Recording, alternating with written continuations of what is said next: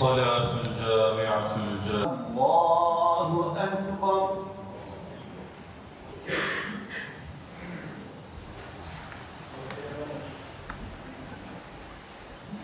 الله أكبر الله أكبر الله أكبر الحمد لله رب العالمين الرحمن السلام عليكم ورحمة الله السلام عليكم ورحمة الله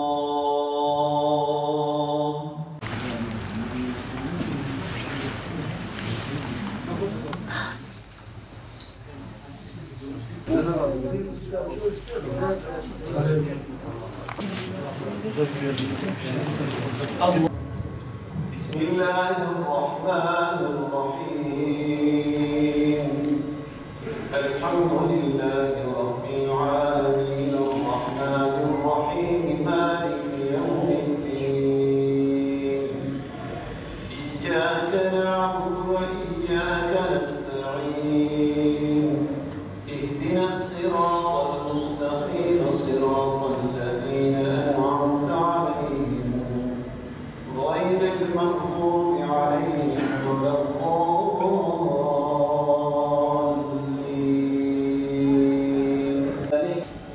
هو الذي خلق لكم ما في الأرض جميعا ثم استوى إلى السماء فسواهن سبع سماوات وهو بكل شيء عليم.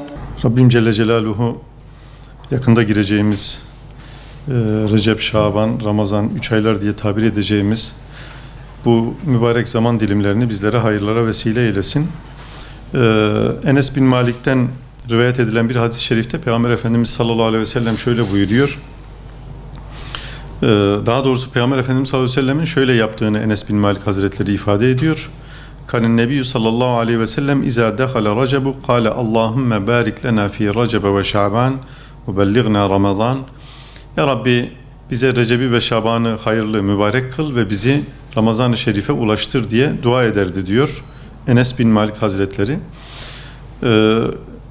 Aslında zamanların hepsinin Cenab-ı Allah nezdinde değeri bir. Yani Cenab-ı Allah sair vakitlerde bizde istediği şeyleri diğer mukaddes gördüğümüz, kutsal gördüğümüz veya mübarek gördüğümüz gecelerde de gündüzlerde de bizden istiyor. Ama bu gece ve gündüzlere, mübarek dediğimiz gündüz ve gecelere Cenab-ı Allah bizlere ekstradan, fazladan rahmetini bahşedeceğini ifade ediyor. Mesela Recep ayı içerisindeki Regaib gecesi, İsra ve Mirac'ın gerçekleştiği Miraç gecesi ve yine Şaban ayındaki Berat gecesi, Şaban ayının 15. gecesi.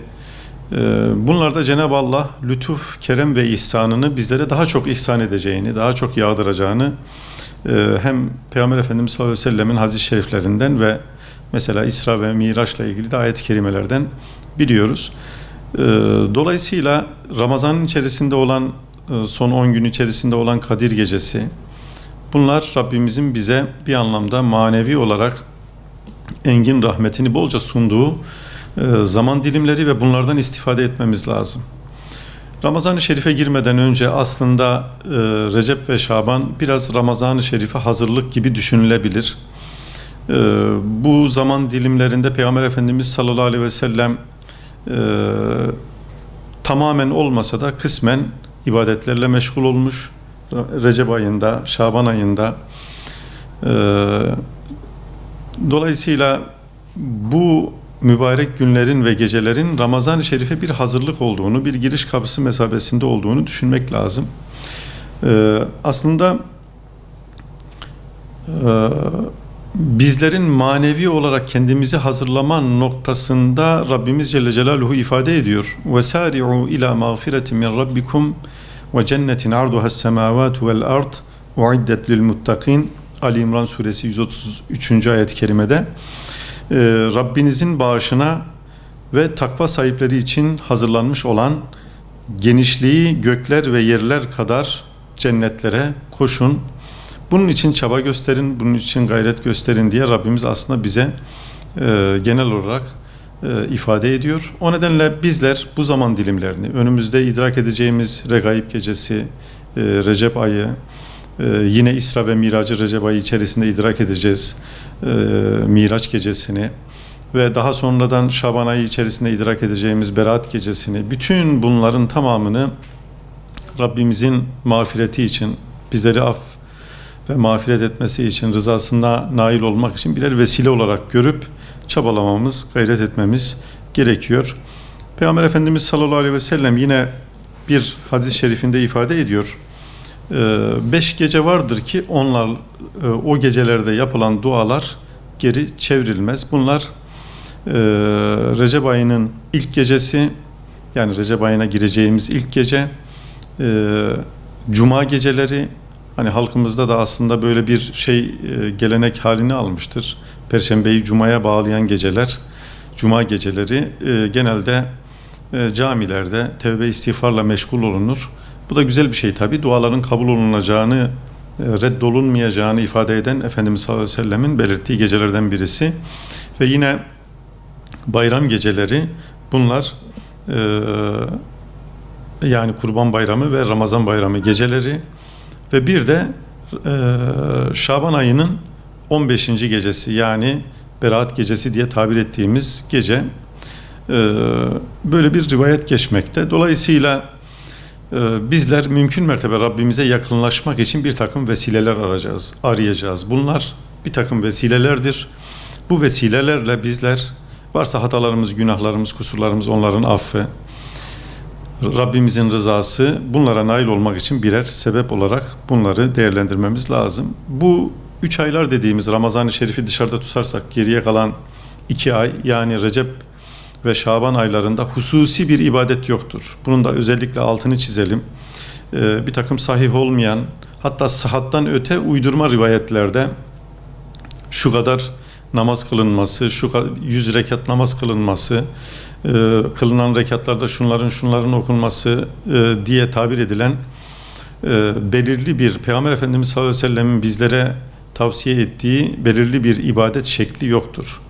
Ama genel olarak bunu her vakitte, her zamanda da yapabiliriz. Bir kimse Rabbine onun rızasını kazanmak için istediği kadar namaz kılabilir, istediği kadar oruç tutabilir. Yani farklı günlerde istediği kadar oruç tutabilir, istediği kadar tasaddukta bulunabilir, istediği kadar Kur'an-ı Kerim okuyabilir, nafile ibadetlerle meşgul olabilir.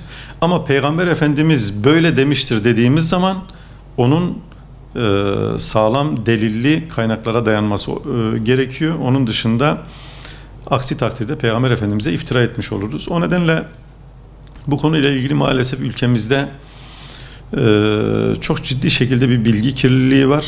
Peygamber Efendimiz sallallahu aleyhi ve sellem Recep ve Şaban ayına mahsus herhangi bir ibadet bize tavsiye etmemiştir. Ama ibadetlerde sınır yoktur. Cenab-ı Allah bizim duamızı da, okuyacağımız Kur'an'ı da, kılacağımız namazı da kabul edecektir. Sınırlamadığımız sürece, Peygamber Efendimiz böyle demiştir demediğimiz sürece istediğimiz ibadetle meşgul olabiliriz. Rabbim Celle Celaluhu Efendimiz sallallahu aleyhi ve sellemin belirttiği gibi Recep'i ve Şaban'ı bizlere ve tüm ümmeti İslam'a, alemi İslam'a mübarek eylesin, hayırlı eylesin. Bizi hayırlı bir şekilde Ramazan-ı Şerif'e ulaştırsın. Dileriz ki bu 3 aylarda da Müslümanların kanlarının dökülmediği, zulme uğramadıkları bir mübarek zaman dilimini geçirmeyi dileriz, temenni ederiz. Rabbim müyesser eylesin. Gazze'li kardeşlerimize de nusretini ve zaferini ihsan eylesin. Allah razı olsun.